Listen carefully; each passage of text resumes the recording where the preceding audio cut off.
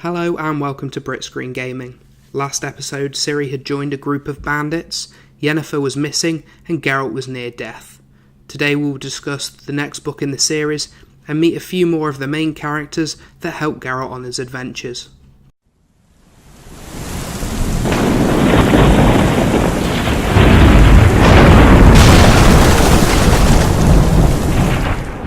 A few months have passed since the last book, and Geralt is still injured, despite his witch's faster regeneration and the natural healing remedies of the Dryads of Brocklelaw Forest. The witch was found by Triss soon after he was nearly killed by Vilgefortz, and she teleported him to safety in the forest. Geralt is unable to walk properly and only has partial use of his left hand. While in recovery, Emhyr, Emperor of Nilfgaard, has hired a double to play the role of Ciri, Princess of Cintra, so he can control Cintra politically through marriage and without war, as no one knows where the real Ciri is, or if she is even alive. Dandelion visits Geralt, updating him on the news of the outside world, including Yennefer's disappearance.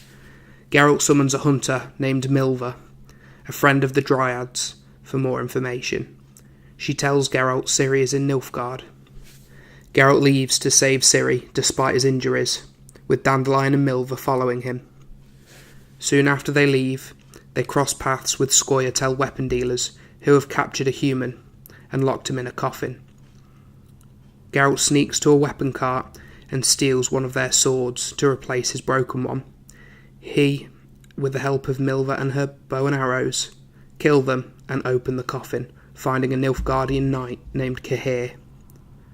Geralt recognises him as the knight who grabbed Ciri in the Battle of Sodden, who has haunted Ciri's dreams since. Geralt spares his life and continues the journey with Milva and Dandelion. After travelling for a while, they meet a group of 6 dwarves led by Zoltan Shivery, who are assisting a large group of refugees.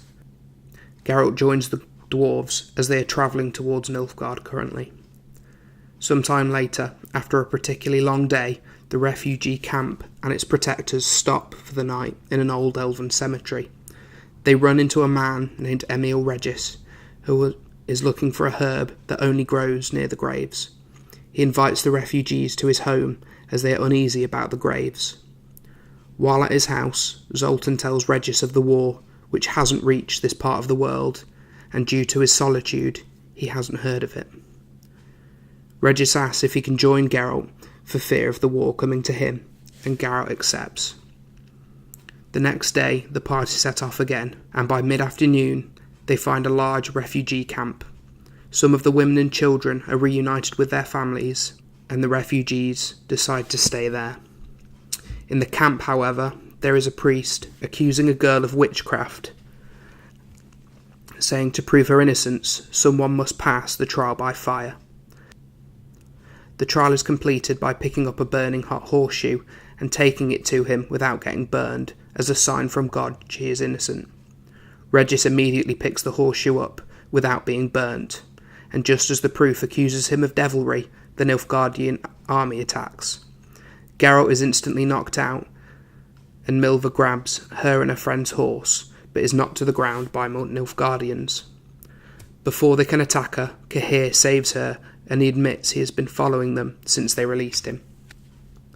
The Temerian army launches a counterattack where Milva and Cahir hide in the woods, later found by Regis.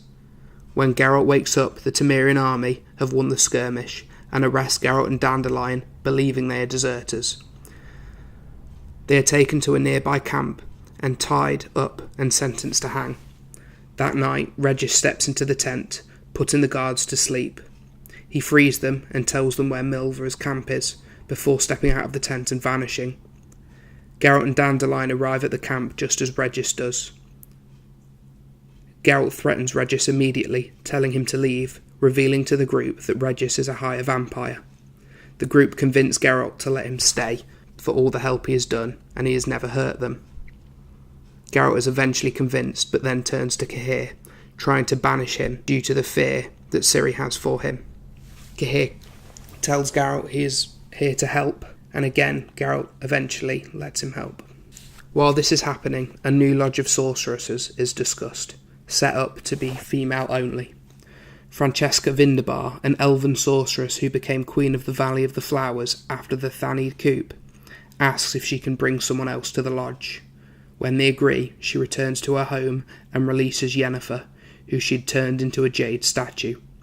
She updates Yennefer on the event she has missed and invites her to the lodge, as they are currently looking for Ciri, so they can put her on the throne to unite all four kingdoms.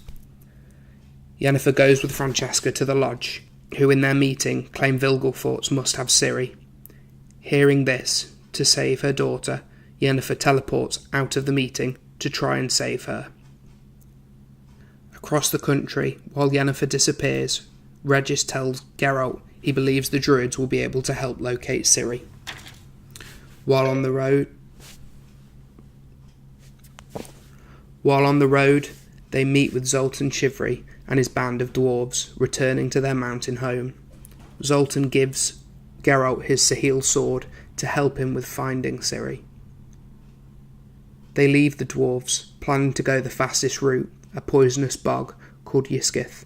However, Milva reveals she is pregnant, so they take an easier route by barge along the river. While sailing, they are caught between two armies, Nilfgaard and the combined forces of the Lyrian and Rivian army, led by Queen Meve. Milva is hit with an arrow and miscarries, and Regis stays with her on the boat to make sure she survives.